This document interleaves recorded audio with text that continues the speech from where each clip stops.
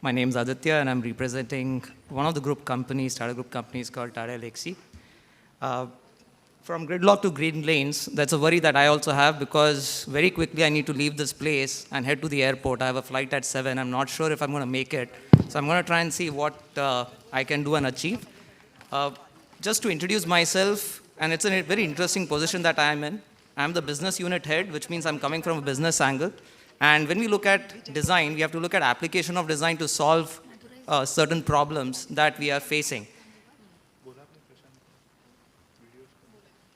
There's been a massive movement of people from villages and countryside to the cities. My entire presentation is in context of India, right? In a percentage terms, in the last decade or so, that's about 10 to 12 years, the percentage of people who have moved to the cities is close to about 36%. But in absolute terms, we are talking about 135 million odd people who have moved from villages and countryside to the city. What does it mean? That all these individuals who have moved here in making their dreams come alive, the aspirations and the job possibilities, there's also the cities have to accommodate them. And we are trying to accommodate them. In the last 5 years, close to 700,000 hectares of land has been claimed in the expansion of a city. Now, just to give you a statistics, 700,000 hectares divided by 2, which is a forest in the definition of 0.5 hectare equals to a forest with trees which are densely populated and you have at least 5 meters and above. What you're basically trying to say is that we have lost close to 350,000 odd forests. Now, of course, I'm not talking in context of this could probably include farmlands and various other aspects. Now, what has this done? The greenhouse gases have gone up, right? Of course, we are a developing country. We do have our energy requirements. At the same time, we have taken certain initiatives to install solar panels. What's interesting is in spite of the installation of solar panels, our consumption of fossil fuel has gone up so much so that we are ranking 2 or 3 in the top greenhouse gas emitters. And 70% of these gases are actually being emitted here in the cities that we are. And the biggest contributions of these greenhouse gases are the buildings and the transportations, the mobility systems that we use. This is a picture of, if I'm not wrong, this is Bangalore, the city where I'm coming from. 20 days, 20 working days means that today my working calendar is 13 months, not 12 months. This is roughly about 4 to 5 days, 4 to 5 hours is what I'm spending on a weekly basis behind the wheel. Imagine the impact that it has, especially in this chaotic situation with all the vehicles in and around us, right? It affects us socially, it affects us mentally, right? So what are we doing about it? Urbanization, trust me, I'm not saying urbanization is bad. I'm saying urbanization is a need and necessity. Urbanization has definitely helped lessen poverty. It has led to a better social equality, of course, at different strata and different structures. The middle class has improved and increased to more than 350 million, and this is going to continue to grow at somewhere between 5 to 6%. But from a mobility point of view, the problems that I presented has a solution if design thinking principles can be potentially and properly applied in the planning and thereby also in the execution of this entire movement of the people and managing them, at least in the context of mobility and transportation. If design thinking solutions can be taken up towards sustainable solutions, creating opportunities for seamless mobility, but at the same time, making sure it is both personal and private because there is a private space that we would want if you're going to spend time, but at the same time, also have a better infrastructure. And this is a process that is already initiated. This is not something that's happened in the last 5 years or a decade or so. For the last 20 plus years, organizations across the globe, automotive manufacturers, the power industry has been looking at how to reduce this. And in the last 5 plus odd years, we have seen a good rapid adoption of green mobility solutions, right? And here I'm not talking about electric vehicles alone, but I'm talking about using natural gases, CNGs. I'm talking about battery electric vehicles, alternate fuels, flex fuels, and I'm proud to say that almost all the automotive manufacturers in our country are adopting multiple different platforms in order to address this. What we expect by the end of the decade is that, again, there's an expectation. Of course, there's been a little bit of ramp down in the investments in the last year or so around electrification is about 30% of the vehicles sold would be electric. But here's the point: 75% of these vehicles are expected to be electric by 2050. But while we do move towards electrification per se, there are still questions that we keep asking. To be honest, the research that we did, we realized that not everybody we are keen to buy electric vehicles. The price points have come down to the extent of making, affordability is there, but we're not very sure of why we want to go down that path. And the ones who are buying are the ones who actually are doing this as a second vehicle or buying as a second or a third vehicle. That's because there are a lot of questions and anxieties that we have amongst ourselves. And one way to address this anxiety is to use the infrastructure and the assets that are within the car in such a way that it kind of educates us and gets us feel more comfortable. See, HMI or the dashboards, the clusters, the in-vehicle infotainments are nothing but screens. And these screens have a way of connecting to the outside world. And through this window to the outside world, the data that can be brought forward and the way the data can be presented is no more a data, it becomes information. And that information can help us realize that there are ways in which we can actually overcome the whole anxiety factor.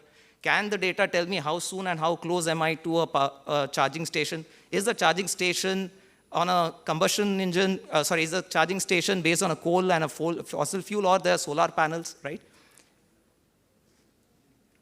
While doing so, also educate us on how we are contributing back to the society, how we are contributing back to the environment, by telling us that how many plants or how many trees did we save, or how many trees as a result of the greenhouse gases we were able to plant again, right? So we kind of gamify it, and then you can have a leaderboard, kind of make a society around this and get more and more people to promote this.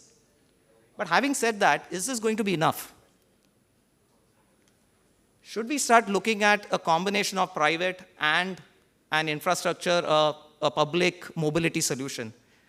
Why is this important? Only 7.5% of Indians today own four-wheelers. In the next 20-25 years, the number of four-wheelers on the ground in cities across the country are going to grow by 9x, right? Now, you see in the picture, imagine where is the space for us? And if the adoption of mobility solutions, green mobility, is just going to be at 75%, and still we do not know how soon we are going to transition to non-fossil fuel-based powering solutions, there has to be something that needs to be done.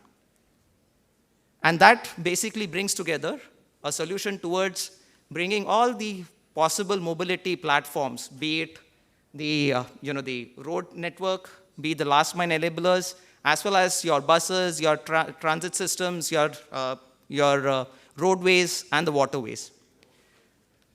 I'm taking an example of the work. We've been associated with Kochi, and we are very proud for the work that we did with Kochi.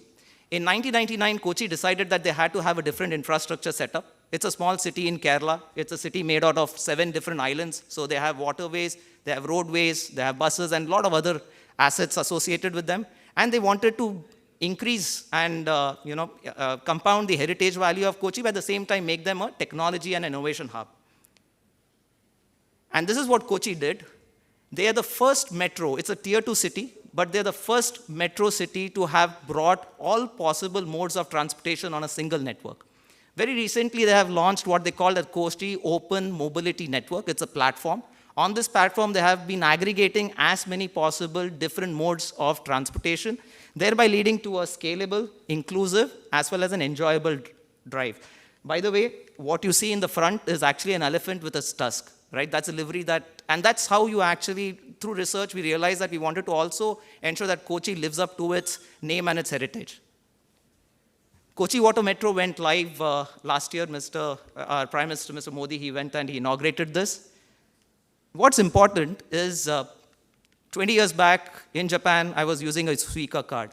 Today, we have a solution out here, a single card that can be used for every potential mobility platform within Kochi. And what's important is, this is getting onboarded on the Open Network Digital Commerce platform, which is the UPI platform for all of you, which means that the same card will also get used for mercantile and commercial transactions, which definitely has an inclusive, empowering diversity. Another point that I should not forget to mention here, in order to drive sustainability and diversity, Kochi also embraced they worked with the community of transgenders. They worked with the community of laborers who are available from outside the cities, outside the state, in order to try and elevate the poverty issues. And all of this can be done using design. If the technology is appropriately leveraged, it can definitely lead to provide inclusive, sustainable solutions, and thereby promote sustainability, foster social equity, inclusivity, and enable effortless adoption. By the way, just coming back to who we are, like I said, when a business person stands here, he'll talk from a business point of view. Just to give you a data point, the plus 20 years translates to about $22 billion lost in opportunity cost on an annual basis. If that is addressed, we ourselves, the people who are behind these vehicles, can add $650 billion to the economy on an annual basis, right? And by the way, we are an award-winning design studio. We recently won a German Design Award along with Tata Motors for the work that we have done, and people are using Tata Motors vehicles. You actually are experiencing what Elxsi does along with Tata Motors.